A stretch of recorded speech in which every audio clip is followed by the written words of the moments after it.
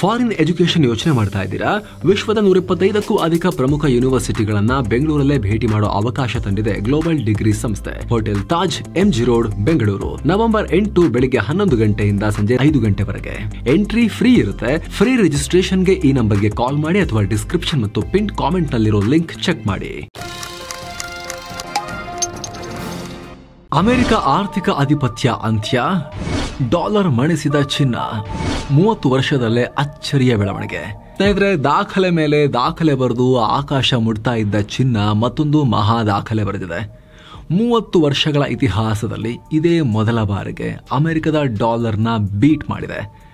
ಜಾಗತಿಕ ಸೆಂಟ್ರಲ್ ಬ್ಯಾಂಕ್ಗಳ ಬಳಿ ಡಾಲರ್ಗಿಂತ ಚಿನ್ನದ ರಿಸರ್ವ್ಸ್ ಹೆಚ್ಚಾಗಿವೆ. ಇದರ ಅರ್ಥ ಸೆಂಟ್ರಲ್ ಬ್ಯಾಂಕ್ಸ್ ಡಾಲರ್ಗಿಂತ ಚಿನ್ನವನ್ನು ಟ್ರಸ್ಟ್ ಮಾಡೋಕೆ ಶುರು ಮಾಡಿವೆ.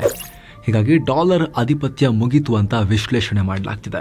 ಹಾಗಿದ್ರೆ ಅಮೆರಿಕದ ಎಕನಾಮಿಕ್ ಡಾಮಿನೆನ್ಸ್ ನ ಅಂತ್ಯನ ಇದು? ಡಾಲರ್ ಕತೆ ನಿಜವಾಗ್ಲೂ ಮುಗಿಯತ್ತಾ? ಸೆಂಟ್ರಲ್ ಬ್ಯಾಂಕ್ಗಳು ಚಿನ್ನ ಹೆಚ್ಚಿಟ್ಕೊಳ್ಳೋಕೆ ಶುರು ಮಾಡಿರೋದು ಯಾಕೆ? ಎಲ್ಲವನ್ನ ಅರ್ಥ ಮಾಡ್ಕೊಳ್ತಾ ಹೋಗೋಣ ಈ ವರದಿಯಲ್ಲಿ. ಕಡೆ ತನಕ ಮಿಸ್ ಮಾಡದೆ ನೋಡಿ ಸ್ನೇಹಿತರೆ. ಸಬ್ಸ್ಕ್ರೈಬ್ ಮಾಡದೇ ಇರೋ ವೀಕ್ಷಕರಲ್ಲಿ ದಯವಿಟ್ಟು ವಿಡಿಯೋ ಕೆಳಗಿರೋ ಸಬ್ಸ್ಕ್ರೈಬ್ ಬಟನ್ ಮೇಲೆ ಕ್ಲಿಕ್ ಮಾಡಿ, ಹಾಗೆ ಪಕ್ಕದ ಬೆಲ್ ಐಕಾನ್ ಮೇಲೆ ಕ್ಲಿಕ್ ಮಾಡುವ ಮೂಲಕ ನಿಮ್ಮ ಸಣ್ಣ ಸಪೋರ್ಟ್ ಅನ್ನ ನಮಗೆ ನೀಡಿ ಅನ್ನೋ ರಿಕ್ವೆಸ್ಟ್ ನಿಮ್ಮ ಬಳಿ. ಟ್ರಂಪ್ಗೆ ಸೆಂಟ್ರಲ್ ಬ್ಯಾಂಕ್ಗಳ ಶಾಕ್, ಡಾಲರ್ ಮೀರಿಸಿದ ಚಿನ್ನದ ಮೀಸಲು ನಿಧಿ. ಸ್ನೇಹಿತರೆ, ಸೆಂಟ್ರಲ್ ಬ್ಯಾಂಕ್ಗಳು ಡಾಲರ್ಗಿಂತ ಹೆಚ್ಚು ಚಿನ್ನ ಇಟ್ಕೊಂಡಿವೆ. ಯುರೋಪಿಯನ್ ಸೆಂಟ್ರಲ್ ಬ್ಯಾಂಕ್ ಮತ್ತು ವರ್ಲ್ಡ್ ಗೋಲ್ಡ್ ಕೌನ್ಸಿಲ್ ಪ್ರಕಾರ ಗೋಲ್ಡ್ ಪ್ರಮಾಣ ಜಾಸ್ತಿ ಆಗಿದೆ. ಎಷ್ಟೆಷ್ಟು ಜಾಸ್ತಿ ಆಗಿದೆ, ನಂಬರ್ಸ್ ಏನು ಹೇಳ್ತೀವಿ ನೋಡಿ. ಸುಮಾರು 73 ಸೆಂಟ್ರಲ್ ಬ್ಯಾಂಕ್ಗಳ ಬಳಿ 36,000 ಮೆಟ್ರಿಕ್ ಟನ್ ಚಿನ್ನದ ಸಂಗ್ರಹ ಇದೆ, ರಿಸರ್ವ್ಸ್ ಇದೆ. ಅಂದರೆ ಸುಮಾರು $4.5 ಟ್ರಿಲಿಯನ್ ಮೌಲ್ಯದ ಗೋಲ್ಡ್ ಇದೆ. ಆದರೆ ಡಾಲರೇ ಎಷ್ಟಿದೆ? ಕೇವಲ $3.5 ಟ್ರಿಲಿಯನ್ ಅಷ್ಟೇ ಇದೆ. ಸೊ ಡಾಲರ್ಗಿಂತ $1 ಟ್ರಿಲಿಯನ್ ಮುಂದಕ್ಕೆ ರೇಸ್ನಲ್ಲಿ ಮುಂದಕ್ಕೆ ಹೋಗಿದೆ ಗೋಲ್ಡ್.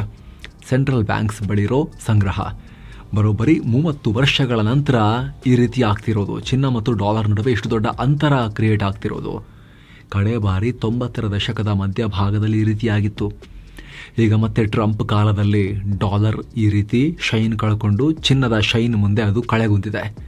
ಕಳೆದ ಏಪ್ರಿಲಿಂದಲೇ ಸೆಂಟ್ರಲ್ ಬ್ಯಾಂಕ್ಗಳು ಸುಮಾರು $183 ಬಿಲಿಯನ್ ಮಾರಿವೆ. ಅಂದರೆ ಅಷ್ಟು ಪ್ರಮಾಣದ ಅಮೆರಿಕನ್ ಟ್ರೆಷರಿ ಬಿಲ್ಗಳನ್ನು ಮಾರಿದ್ದಾರೆ. ಹೀಗಾಗಿ ಅಮೆರಿಕದ ಡಾಲರ್ ಮೇಲಿನ ನಂಬಿಕೆ ಡೌನ್ ಆಗಿದೆ. ಅಷ್ಟು ಈ ಮೊದಲು ಇದ್ದ ಹಾಗೆ ಯಾವುದೇ ರಾಷ್ಟ್ರಕ್ಕೆ ಡಾಲರ್ ಮೇಲೆ 100% ಬ್ಲೈಂಡ್ ಟ್ರಸ್ಟ್ ಉಳ್ಕೊಂಡಿಲ್ಲ.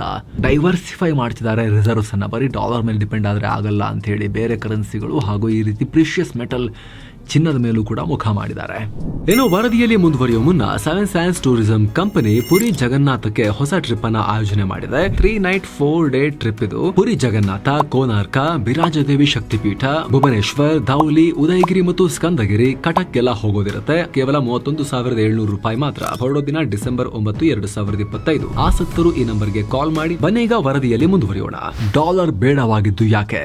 ಸೆಂಟ್ರಲ್ ಬ್ಯಾಂಕ್ಗಳು ಡಾಲರ್ ಬೇಡ ಅಂತ ಹೇಳ್ತಿರೋದಕ್ಕೆ ಹಲವು ಕಾರಣಗಳಿವೆ. ಹಲವಾರು ನಾವು ಮುಂಚೆನೂ ಕೂಡ ಎಕ್ಸ್ಪ್ಲೇನ್ ಮಾಡಿದ್ದೀವಿ. ಮೊದಲನೇದು ಸದ್ಯದ ಅಮೆರಿಕದ ಆರ್ಥಿಕ ಪರಿಸ್ಥಿತಿ, ಅದರಲ್ಲೂ ಸಾಲದ ಪ್ರಮಾಣ. ಸದ್ಯ ಅಮೆರಿಕ ಸರ್ಕಾರ ಒಟ್ಟಾರೆ $35 ಟ್ರಿಲಿಯನ್ ಮಾಡ್ಕೊಂಡಿದೆ ಸಾಲ. ಎಷ್ಟು? $35 ಟ್ರಿಲಿಯನ್. ರೂಪಾಯಿ ಹೇಳೋದಾದ್ರೆ 3,080 ಲಕ್ಷ ಕೋಟಿ ರೂಪಾಯಿ ಸಾಲ.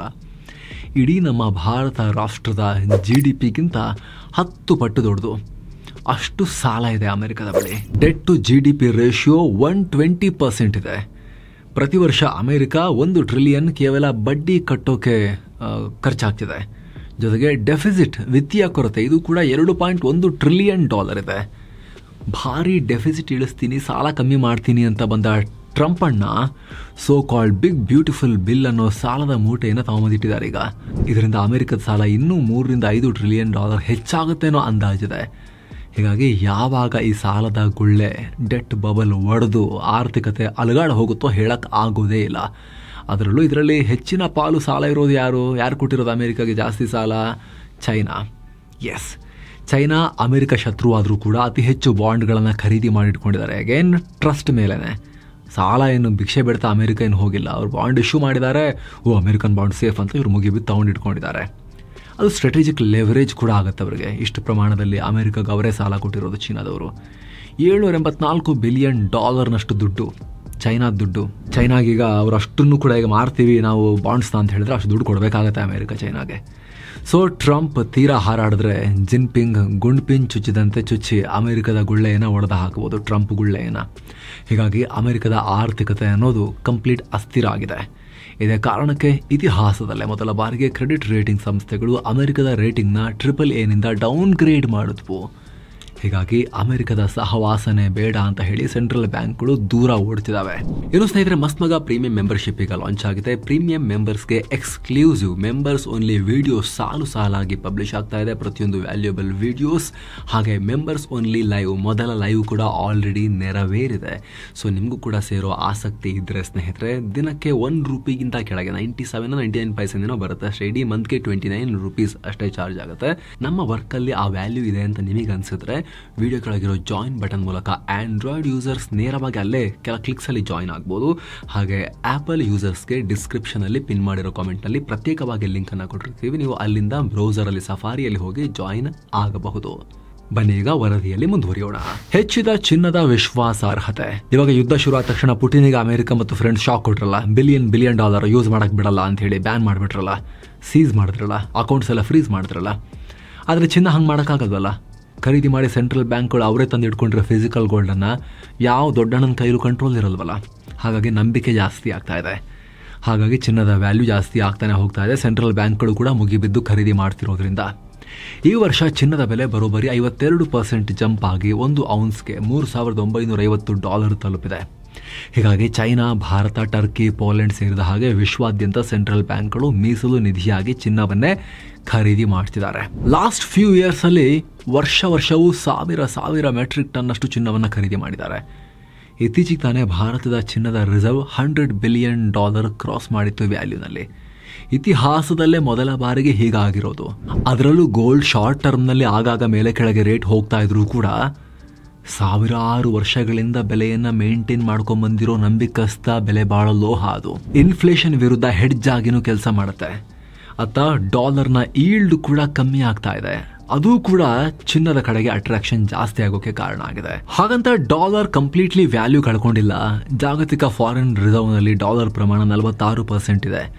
ಈಗ ಭಾರತ, ರಷ್ಯಾ, ಚೈನಾ ಒಂದಷ್ಟು ರಾಷ್ಟ್ರಗಳು ಅವರವ್ರದೇ ಕರೆನ್ಸಿಲಿ ವ್ಯಾಪಾರ ಮಾಡ್ಕೊಳ್ಳೋಣ ಅಂತ ಪ್ರಯತ್ನ ಪಡ್ತಿದ್ರು ಕೂಡ ಡಾಲರ್ನ ಪ್ರಮಾಣ ಜಾಗತಿಕ ಫಾರೆಕ್ಸ್ನಲ್ಲಿ ಇನ್ನೂ 46% ಇದೆ. ಅಂತಾರಾಷ್ಟ್ರೀಯ ವ್ಯವಹಾರಗಳಲ್ಲಿ ಇನ್ನೂ ಡಾಲರ್ಗೆ ದೊಡ್ಡ ಡಾಮಿನೆನ್ಸ್ ಇದೆ. ಡಾಲರ್ಗೆ ಸಮನಾಗಿ ಮತ್ತೊಂದು ಕರೆನ್ಸಿ ಬೆಳೆಯೋಕೆ ಇದುವರೆಗೂ ಆಗಿಲ್ಲ. ಆದರೆ ಈಗ ಚಿನ್ನದ ಶೈನಿಂಗ್ ಮುಂದೆ ಸ್ವಲ್ಪ ಅದು ಹೊಳಪನ್ನು ಕಳ್ಕೊಂಡಿರೋದ್ರಿಂದ ಅಮೆರಿಕದ ಆರ್ಥಿಕತೆಗೆ ಇನ್ನಷ್ಟು ಪೆಟ್ಟು ಬೀಳ್ಬೋದು. ಬಾರೋಯಿಂಗ್ ಕಾಸ್ಟ್ ಅವ್ರದ್ದು ಜಾಸ್ತಿ ಆಗುತ್ತೆ. ಇನ್ವೆಸ್ಟರ್ಸ್ನ ಅಟ್ರಾಕ್ಟ್ ಮಾಡೋಕೆ ಅಮೆರಿಕ ಜಾಸ್ತಿ ಈಲ್ಡ್ ಕೊಡಬೇಕಾಗಿ ಬರಬಹುದು. ಈ ರೀತಿ ಡಾಲರ್ ಡಾಮಿನೆನ್ಸ್ ಕಮ್ಮಿ ಆಗ್ತಾ ಹೋಯಿತು, ಪವರ್ ಕಮ್ಮಿ ಆಯಿತು ಡಾಲರ್ದು ಅಂತ ಹೇಳಿದ್ರೆ ಓವರ್ ಆಲ್ ಜಗತ್ತಿನ ಆರ್ಥಿಕತೆ ಮೇಲಿರೋ ಅಮೆರಿಕದ ಕಂಟ್ರೋಲ್ ಮತ್ತು ಪ್ರಭಾವ ಕೂಡ ಸ್ವಲ್ಪ ಇನ್ಫ್ಲೂಯೆನ್ಸ್ ಕಳ್ಕೊಳ್ಳೋಕೆ ಶುರು ಆಗಬಹುದು. ಆಲ್ರೆಡಿ ಆರಂಭ ಆಗಿ ಹೋಗಿದೆ. ಚೈನಾ ಆಗಲಿ, ರಷ್ಯಾ ಆಗಲಿ, ಭಾರತ ಆಗಲಿ, ಈ ರೀತಿ ಯಾವಾಗೆಲ್ಲ ಅಮೆರಿಕ ಕಿರಿಕಿರಿ ಮಾಡುತ್ತೆ ಆವಾಗ ಈ ದೊಡ್ಡ ರಾಷ್ಟ್ರಗಳು, ಭಾರತದಂಥ ರಾಷ್ಟ್ರಗಳು ಅಷ್ಟೊಂದು ಕಿಮ್ಮತ್ತು ಕೊಡ್ತಿಲ್ಲ. ಅಗೇನ್ ಪೂರ್ತಿ ನಿರ್ಲಕ್ಷ್ಯ ಮಾಡೋಷ್ಟು ಇನ್ನು ವೀಕ್ ಆಗಿಲ್ಲ ಅವರು. ಆದರೆ ಮೊದಲಿಗೆ ಕಂಪೇರ್ ಮಾಡಿದ್ರೆ ನೀವು ಹೇಳೋದು ಹೇಳ್ತೀರಿ, ನಾವು ಮಾಡ್ತಿರ್ತೀವಿ ಅಂತ ಹೇಳಿ ಈಗೇನು ರಷ್ಯಾ ಜೊತೆ ಭಾರತ ವ್ಯವಹಾರ ಸ್ಟಾಪ್ ಮಾಡಿದೆ, ಇನ್ನಷ್ಟು ಶಸ್ತ್ರಾಸ್ತ್ರಗಳಿಗೆ ಆರ್ಡರ್ ಕೊಡ್ತಾ ಇದೆ. ನಮಗೆ ಬೇಕಾಗಿದ್ದಾನೆ ಎಲ್ಲಿ ಕಮ್ಮಿ ಸಿಗುತ್ತೆ ಖರೀದಿ ಮಾಡ್ತೀವಿ ನಾವು ಅಂತ ಓಪನ್ ಸ್ಟೇಟ್ಮೆಂಟ್ ಭಾರತ ಕೊಡ್ತಾ ಇದೆ. ಸೊ 10-15 ವರ್ಷಗಳ ಹಿಂದಕ್ಕೆ ಹೋಲಿಸಿದ್ರೆ ಇವಾಗ ಜಾಗತಿಕ ಆರ್ಥಿಕತೆ ಮೇಲೆ ಅಮೆರಿಕದ ಇನ್ಫ್ಲೂಯೆನ್ಸ್ ಚೂರು ಕಮ್ಮಿ ಆಗಿದೆ. ಈ ರೀತಿ ಬಿಗ್ ಪವರ್ಸೇ ಅಷ್ಟೊಂದು ಕೇರ್ ಮಾಡದೇ ಇರೋದ್ರಿಂದ ಇದು ಹೋಗ್ತಾ ಮುಂದಿನ ದಿನಗಳಲ್ಲಿ ಅಮೆರಿಕದ ಪ್ರಭಾವ ಇನ್ನಷ್ಟು ಕಮ್ಮಿ ಆಗ್ತಾ ಹೋಗೋಕೆ ಕೊಡುಗೆ ಕೊಡಬಹುದು. ಡಾಲರ್ನ ಪ್ರಾಬಲ್ಯ ಕಮ್ಮಿ ಆಗ್ತಾ ಇರೋದು. ಇದಕ್ಕೆ ಸಂಬಂಧಪಟ್ಟಂತೆ ನಿಮಗೆ ಅನಿಸುತ್ತೆ ಕಾಮೆಂಟ್ ಮಾಡಿ ತಿಳಿಸಿ. Thank you so much. ಆಗಲೇ ಹೇಳಿದ ಮಸ್ತ್ಮಗ ಪ್ರೀಮಿಯಂ ಮೆಂಬರ್ಶಿಪ್ನಲ್ಲಿ ಆಸಕ್ತಿ ಇರೋರು ದಯವಿಟ್ಟು ಅದನ್ನು ಕನ್ಸಿಡರ್ ಮಾಡಬಹುದು. ನಮಸ್ತೆ ಸ್ನೇಹಿತರೆ.